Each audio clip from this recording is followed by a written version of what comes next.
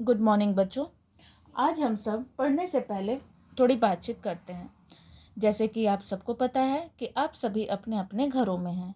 आप अभी अपने घरों में अपने माता पिता, अपने भाई बहनों के साथ होंगे। माता पिता, भाई बहन ये व्यक्तियों के नाम हैं। इसी प्रकार से अगर हम आपसे पूछें कि अगर आपको कौन से पक्षी पसंद हैं, तो किसी को मोर, किसी को तोता पसंद होगा। ये पक्षियों के जो नाम हैं वो प्राणियों के नाम में आते हैं। अगर हम आपसे पूछें कि आप पढ़ने के लिए किस वस्तु का प्रयोग करते हैं, तो आप सब पुस्तक कहेंगे। अगर आपसे ये पूछा जाए कि आप लिखने के लिए किस वस्तु का प्रयोग करते हैं, तो आप कलम या पेंसिल का नाम लेंगे। ये वस्तुओं के नाम हैं। इसी प्रकार अगर हम आपसे ये पूछें कि गुलाबी शहर को और किस नाम से जाना जाता है, तो आप उसको बोलेंगे जयपुर। इसी प्रकार से आपके सामने एक चित्र दिखाया गया है। उस चित्र में आपको ताजमहल दिखाया जा रहा है। ताजमहल कहाँ स्थित है? आगरा में। ताजमहल और आगरा जो हैं वो स्थानों के नाम हो गए। उसी प्रकार से जब हम फूलों की सुंदरता देखते हैं तो हमें बहुत अच्छा लगता है। अगर हम कोई त्यौहार मिलजुल कर मनाते हैं तो हमें बहुत खुशी मिलती है। सुंदरता और खुशी भावों के नाम हो गए। तो ये सारे नाम संज्ञा कहलाते हैं। तो आज हम सब संज्ञा पढ़ेंगे। तो आइए आज हम सब संज्ञा पढ़ते हैं। आइए कुछ उदाहरण देख लेते हैं। व्यक्तियों के नाम मोहन पिताजी, प्राणियों के नाम खरगोश पशु पक्षी, वस्तुओं के नाम कलम पुस्तक, स्थानों के नाम जयपुर दिल्ली, भावों के नाम सुंदरता खुशी। ये सारे नाम ही संज्ञा कहलाते हैं। तो आइए हम संज्ञा की परिभाषा देख लें। किसी व्यक्ति, वस्तु, प्राणी, स्थान, गुण तथा भाव के नाम को संज्ञा कहते हैं। आइए अब हम सब आगे संज्ञा के भेद देख लेते हैं। संज्ञा के 3 भेद होते हैं। पहला व्यक्तिवाचक संज्ञा, दूसरा जातिवाचक संज्ञा और तीसरा भाववाचक संज्ञा। आइए संज्ञा का पहला भेद देखते हैं।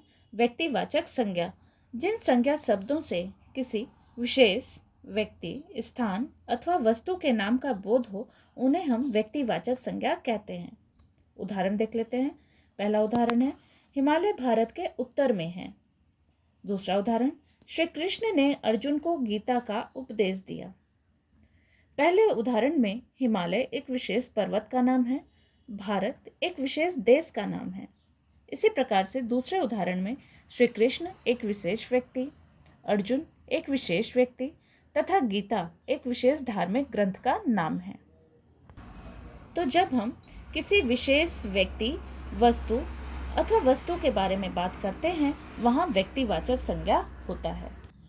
संज्ञा का दूसरा भेद है जातिवाचक संज्ञा। जिन संज्ञा शब्दों से किसी प्राणी, वस्तु या स्थान की संपूर्ण जाति का बोध हो, उन्हें हम जातिवाचक संज्ञा कहते हैं। जैसे दिए गए उदाहरण में पहला उदाहरण, लड़के खेल रहे हैं। लड़का लड़कों की जाति का बोध कराता है। जबकि दूसरे उदाहरण में गाय उपयोगी पशु है, गाय अपने संपूर्ण जाति का बोध कराती है। यहाँ किसी विशेष गाय के बारे में बात नहीं की जा रही है, बल्कि गाय के संपूर्ण जाति की बात की जा रही है। तो इस प्रकार से लड़के और गाय यहाँ अपनी संपूर्ण जाति का बोध करा रहे हैं। संज्ञा का तीसरा भेद है भाववाचक संज्ञा।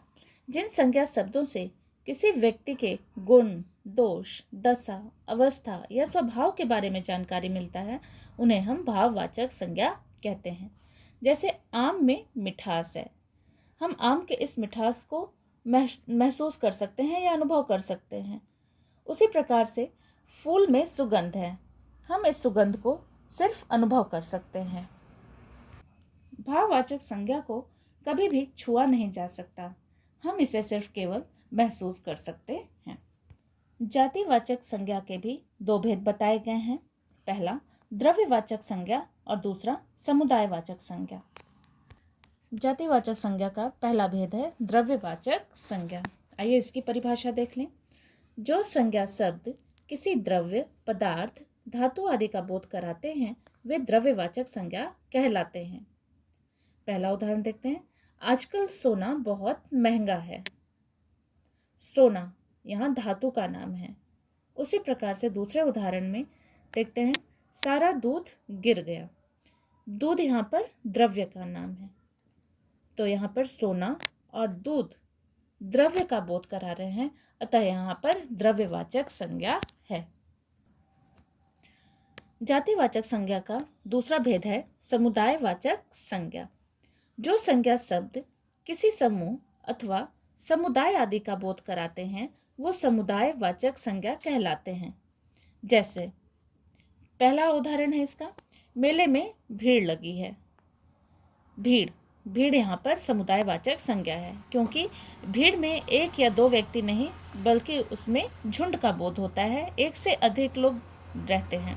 उसी प्रकार से दूसरे उदाहरण में बकरियों का झुंड घास चर रहा है, तो झुंड यहाँ पर समुदायवाचक संज्ञा को दर्शाता है।